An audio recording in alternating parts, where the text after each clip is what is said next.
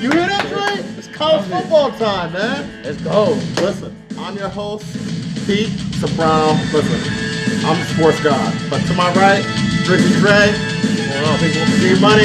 Yeah. We are here for Pete's Corner. Pete's Corner is a show that, listen, we're trying to make you some money. And now we got college football here, we got NFL football here. Wow. And now it's time to try to make some money. So yeah, this is where the real money comes in. let's start off honestly, with what happened last week, because we got to get this out of the way. Yeah, I mean, obviously, it wasn't a good first week for us, but like I said before, you know, we're just getting started. This is something that you're not gonna put the house on. Yeah, but I want to get into not each game, but I want to get into it a little bit real briefly. Because like for example, first of all, first game you had Clemson. Clemson won their game. Easy best pick. That they won their game by 38 points. You got that. Yeah. That was your best pick. If anybody took his best pick, they got some money. That was period.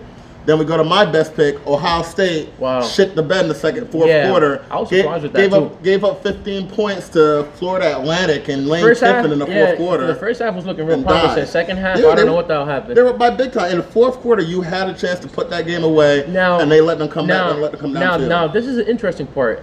Both of our dog picks were in it. So we'll get to that. We'll get to that in a second, because that's the interesting part. So then we go to my second pick, LSU. They romped 55-3. They blew out but easily, and that one, if you had went with my first and second pick, at least it would have came out even. Absolutely. Now we go to your second pick, Army. What happened with Army? Like Army was supposed to run all over. You know what? Honestly, Army to me didn't show up. They didn't do what they had to do, and that was a clear result of what happened. Mm-hmm. You know, I was real disappointed, and you know what? It's time to move on. It's a new weekend, you know. So now we want to get to these interesting upset picks, because listen, you can't really ask for much better upset picks than to be that close. Wow. And this week in college football, 24 out of the 25 top 25 teams won, and the only one that lost to another ranked team. So it was not an upset week. It was very hard to pick an upset this week, but we gave you two interesting ones because Dre had the Utah State. Utah State was winning this game, about to give you a big upset in week 1, and then with a minute 8 to go, they lost that game. What happened in that? Yeah. Like, we were paying attention to that. Honestly, we saw the back and forth. Well, yeah. So I mean, while that game was going on, we had our live draft here. Yeah. And I've been keeping my eye on the score the whole time. Utah State, man, they were doing their thing, and I think it was legit. Maybe like 40 seconds left. Yeah. The QB from Wake Forest made a big play. They scored the touchdown. Time ran out, you know, and that happens in college. Yeah. It's just unfortunate that the underdog pick had to come down to it like that last second. It sucks to lose an upset pick and with 1 minute to go. Not to mention the money pick too. But you know what's worse than that? Losing the game with 9 seconds to go. Yeah, that's even worse. Oregon led the whole game. They were up 2 touchdowns in this game and had complete control of this game. And with 9 seconds to go, they gave up a touchdown from the 26-yard line and blew that game. I can't believe that they blew that game. I mean, at least try to knock it down, force them to a field goal. It would have been a 43-yard field goal. The kid already missed a 42-yard field goal, so that's definitely, he could have missed it again. Right. But to give up a touchdown with 9 seconds to go, I cannot believe how you lose that. But like you said, that's betting, and that's what happens. And you know what, though? Considering it was only week 1, the fact that our dog picks came that close, I mean, honestly, in most cases, I won't take it, but for week 1, I guess I'm all right with it. Yeah, we're going to be getting into those mostly. We're going to be getting into those a couple times. If we're this close on a week that you can't tell how good people are and how bad people are, we'll get there. And that's why we set it up the way we set it up, because if his second best pick, if you always go with his best and second best pick, you're most likely to hit one of them, if not both of them, and vice versa over here. If you always go with my best pick and the second best pick, you're most likely to hit either both of them or one of them. Yeah, you're going to end up pretty even. So let's get into those picks this week. Your best pick this week. Let's go to you for the number 1. My best pick that I'm going to go with, I'm going with Georgia Tech minus 5.5. And when I checked this morning, the spread was 5.5. I believe it's at 7 right now. Oof. Either at 7 or 6.5. That's a big jump. So honestly, I would hop on it. They're going to go up against the South Florida Bulls. You know what? Even though Georgia Tech did get, they got beat pretty bad by Clemson. But you know what? At least they put up points, and at least they try to play and they try to win. Yeah. And you know what? I gotta give them credit. I gotta give them credit. In check too. They held them pretty good in check. Exactly. Now South Florida, They looked horrendous against Wisconsin. They lost 49-0. South Florida, not Florida State. No, not South Florida. They looked horrendous against Wisconsin. They lost 49-0. I don't even know if they were like if they even came up showed up to play. You know what? I'm gonna go with Georgia Tech. I have a feeling they're gonna blow this team out pretty comfortably, or at least they're gonna win pretty comfortably. I would get on it right now before the spread goes above 7. Like I said, this morning was 5.5. Last time I checked was 6.5. Try to get them before they hit 7, especially 7.5. Okay, so for my top pick, and I do like that pick, but for my top pick, I got to go out west. I got to go to the West Coast. So I'm going with Stanford to -1.5 to beat USC. Now, the reason why I love this pick is, one, Stanford I think is already as good as a USC team before the season started, and then USC lost their quarterback for the year with a ripped up ACL, and that was devastating to see that during the game. And they actually, from Fresno, almost came back in that game when he went out. So I don't think USC, even though they'll be at home, I don't think they're the same team. It's only a 1.5 point spread. I think Stanford is going to win it outright, but just in case, you never know, a field goal to win by 1 late, you never know how it's going to go in betting. So I would go with and just give the 1.5. So listen, Stanford's going to win this game. Stanford's a better team already, and now they're playing against a team that has a backup quarterback. So my number one pick of the week is Stanford -1.5. So, got you. So now with that in the picture, let's go to your second best pick of the week. My second best pick of the week, Pete, you've always taught me, you want to make some money, you go to these Pac-12 after dark games. Yes. And my second best pick of the week is your best pick of the week. I'm rocking with Stanford as well. Yes. I love their defense. Honestly, that was almost my number one pick. But I mean, do I have a better cosign than Pete? Listen, enough said. Take Stanford. I like the defense. I know both quarterbacks got hurt, but USC Trojans quarterback is out for the season with a torn ACL, and Stanford's defense is pretty solid. They only held Northwestern to 7 points. Yeah. So I really like them. I don't like the is he a freshman QB that's coming in, I believe, for Stanford? Yeah. I don't trust him with that offense, especially for USC, especially going up against Stanford's defense. So honestly, what was it? A +1.5? Yeah. Yeah, get on it because again, that line's changing that right now as we speak. Because this morning it was +1.5. I believe it's at a pick'em right now. Yeah. So yeah. So I like Stanford in that one. When I left off this morning, Stanford was actually a favorite 1.5. So wow. So it's flipping real fast. So with my second pick, this is gonna make my producer mad because he's a Florida State fan, and I'm not picking against him, but I gotta pick the team that found a way to upset him last week. You gotta make the viewers money, man. Boise State against Marshall -11.5. That blue turf. Boy, listen, that blue turf is awesome. If you want to see a game, unless it may hurt your eyes a little bit, but it's a very bright blue turf. But they're really tough at home. Boise State is one of those teams that we saw how tough they played against a big ACC team in Florida State. They found a way to come back. They never quit. And I think that they're going to continue to go on that roll and use the momentum from that Florida State game to roll in this week against Marshall. I take Boise State -11.5. I like that one too a lot, actually. That was almost my second pick, my second best pick. So now we go to the upset pick again. We're going to try it again. We're going to try not to lose with 1 minute to go in the game or 9 seconds to go in the game. So, Dre, what's your upset pick of the week? Hey, listen, if I had to put my money on a quarterback to get me this underdog pick, I got to go with Aaron Rodgers. Guys, NFL's back. Tomorrow night, we have Green Bay Packers opening up the 100th season of the NFL at Chicago. I like this game a lot. You know, we have a new offense. The defense is looking really solid for Green Bay. And Rodgers got the weapons, to do this. Is the defense going to show up for the Bears? Absolutely. The only thing I have question marks about is Mr. Trubisky. Can he lead this offense to a W? We know he could do it, but I'm having flashbacks to last season. Is he calling himself Mitch or Mitchell right now? I don't even know. He goes back and forth. Right?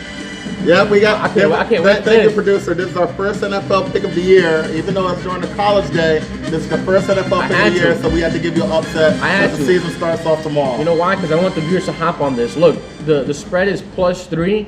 If you could take it at that, honestly, I'll say, obviously, go money line. And people are starting to go on because it was 3.5, so it's starting to come down. So you need to get on it now. Look, go money line, and if you guys want a little a memory refreshment.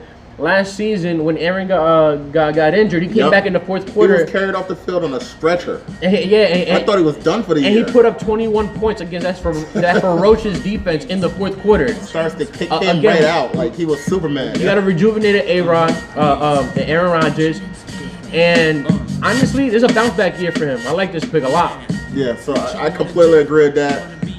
Listen, I'm not betting that game, but listen, if I had to bet that one, I would say yes. I think Green Bay is gonna come out there, surprise people. Aaron Rodgers, it's gonna pour in. It's gonna pour in. Dude, listen, that's why Aaron Rodgers wear green. He's about to help people with some money. So listen, for my upset pick of the week, despite their opponent winning 79-0 last week, I'm gonna pick Maryland to lose this week to Syracuse. I think Syracuse is a team that, even if you go back to last year, they're a very tough team. They lost some of their top players last year, and they still fought real hard down the stretch. They lost their quarterback, but now they come back again. They were able to win week 1 pretty good. Now it's week 2 against a team that won 79-0. Even though it was against a school that shouldn't have been playing that day. That school shouldn't have been playing that day. Yeah, it was a lower tier school, so now we really step up to the big boys because Syracuse is ranked in the top 25. And amazingly, you're getting Syracuse, who is a ranked team, and they're an underdog in this game. Right. Because everybody's jumping off that 79-0 game. So as an upset special, you're getting a ranked team that's supposed to be ranked higher. So I would jump on that immediately. I'm going with Syracuse. They're +2 right now. They're +2 right now, but I think obviously they're going to win outright. So get on it before it becomes a pick 'em. Just to get a little bit of extra juice when you do cash out. So now, Trey, we got the NFL going tomorrow. So can't wait, man. That starts off fantasy season. So now we start talking, and I want to get into a question that somebody asked me yesterday that they really wanted to get to me because they have Aaron Rodgers. Okay. They wanted to know, should I start Aaron Rodgers against a team that's such a good, tough defense like Chicago? So my opinion on that is that if you have a top 5 quarterback, and Rodgers is arguably number 2 quarterback by most consensus, right? Or you have a top 6, 7 running back, or you have even a top 10 wide receiver, you start them no matter what the matchup is. I don't care if they're going against the 85 Bears. They are the team. That is who's going to carry you to a championship. You don't bench them just because you're scared of the other team. It's like what they always say. You don't play to the other team's weaknesses. You play to your own strengths. So you have Aaron Rodgers. You draft him to be the second best quarterback in fantasy football. I don't care what defense he's going against. You start him no matter what. And honestly, I'm not really too concerned whoever your second string quarterback is that you have on the bench. Absolutely start him. Again, going back to last year, we saw what he did. We saw what he was capable of doing in that fourth quarter. Listen, Aaron Rodgers, again, top 2. To most people, top 1. So to me, that's an easy question. Yeah, because Mahomes did it for 1 year, so we got to see if he could do it a second year. Absolutely, start him. And like I said, you got a new offense. You got a healthy, more rejuvenated Aaron Rodgers. Tomorrow's going to be good. You got a Rodgers that was hurt the whole year last year because he was hurt ever since that Chicago game. Yeah, he was banged up. So he was hurt the entire year last year, and he had 25 touchdowns and 2 interceptions. That's insane. That's ridiculous. And so that was considered a bad year while he's hurt, and he still has 25 touchdowns. Listen, this team, look, no distraction with this team. This team's looking good. I'm looking forward to see what they're capable of doing tomorrow against a team that kind of, is already comfortable with each other. They didn't really know each other that much last year, but they do now, and I'm looking forward to see what happens tomorrow. But yeah, definitely go Aaron Rodgers. It's easy. So yeah, the other fantasy question that we got on there was a trade scenario. He said Zach Ertz and David Montgomery, or would you go O.J. Howard and Kerryon Johnson? I personally think Ertz is better than Howard. Most people think Ertz is better than Howard.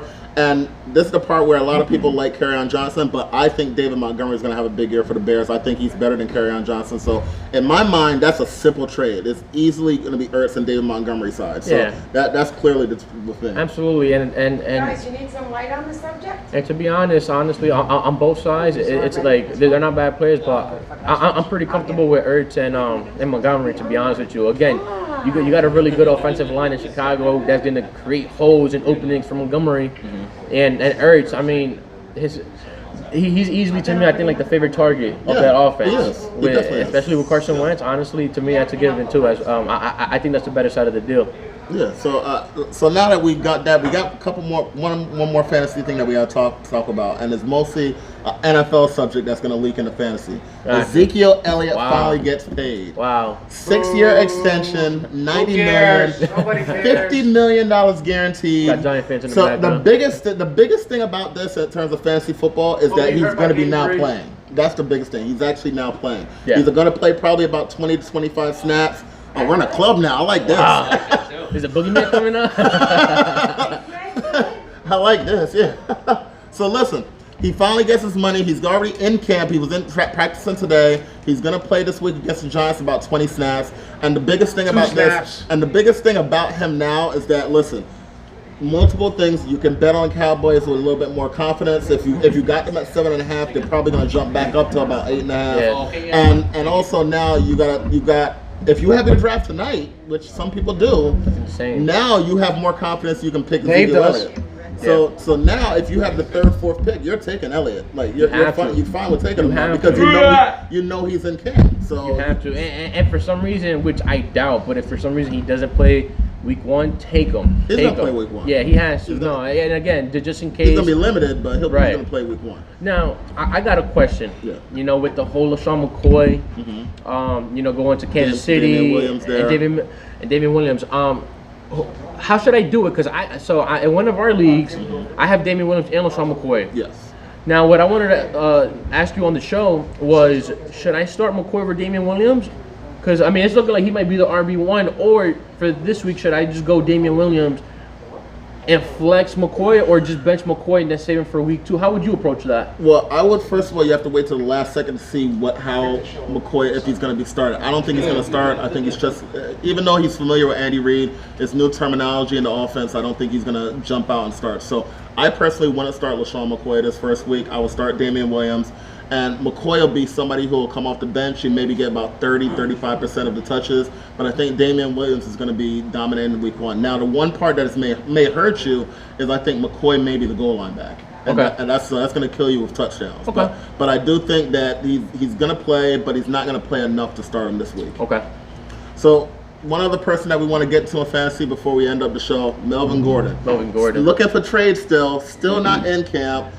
They said the Eagles were interested in it. They tried to swap Jordan Howard for him, which would have completely messed up a lot of things. But the point is that Melvin Gordon is still out there, and you can see him dropping down. Like I said, people still have fantasy drafts tonight.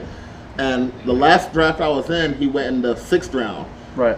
How far down do you let him drop now? Again, me personally, I wouldn't even touch him. And again, At all? Honestly, at all, because at this point, it's becoming a liability at this point. And this goes back to the Bell situation. I always thought that the Zeke and the Melvin Gordon situation was a little bit different.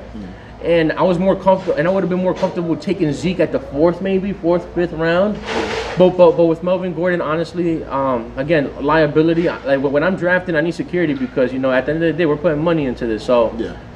Listen, I wouldn't touch him. it's a tough decision because he is such a good talent, and if he does come into camp, he's going to help somebody immediately. So it's a very tough decision to see how far he would drop. I wouldn't let him drop completely. There would be a limit where I would pick him. What round would you in what round would you? After I pick my normal starters. That's a great answer. So once I have 2 or 3 running backs to go along with, between running backs and wide receivers, once I have 5 guys there, if there's a tight end I want, I pick him. If not, there you go. Right around that 7th round. So I would still pick him at around the 7th round. If Melvin Gordon's available before any of your QBs, I'll say definitely snatch Melvin Gordon in that case. Yeah, because QB position is way too deep. You can wait on Exactly. that. So don't focus on that. Don't focus on anything else. Obviously, besides your wide receivers, running back, and tight ends. If he's still available before your QBs, don't worry about the QBs. There's a lot of good QBs that are going to give you a lot of points this season. If he's available, I'll say snatch Gordon. It's a risk, but it's going to be a high reward and a home run if he does come back this season. All right. So with that said, next week we'll be giving our full pledge of NFL picks as we get in there around 11 o'clock on This weekend, Sunday. This Sunday is just a couple days away. We gave you our college football picks. Dre gave you a surprise NFL pick for the game I tomorrow. had to make sure you guys get on it. So listen, once again, you guys got to go to the page, go to the YouTube page, 2 Dudes and a Mexican. Go subscribe to the page. Get the subscribers limits up. We got to keep getting them up because we want to give you live shows on YouTube. So keep going there and keep subscribing. You guys watching the shows, we see all the views. We see 500,000 views. So you guys can go and subscribe to the page. So that's our show for this week. We will be handing off to the Two Dudes and the Mexican podcast in about 5 minutes. So, peace. Oh, guys.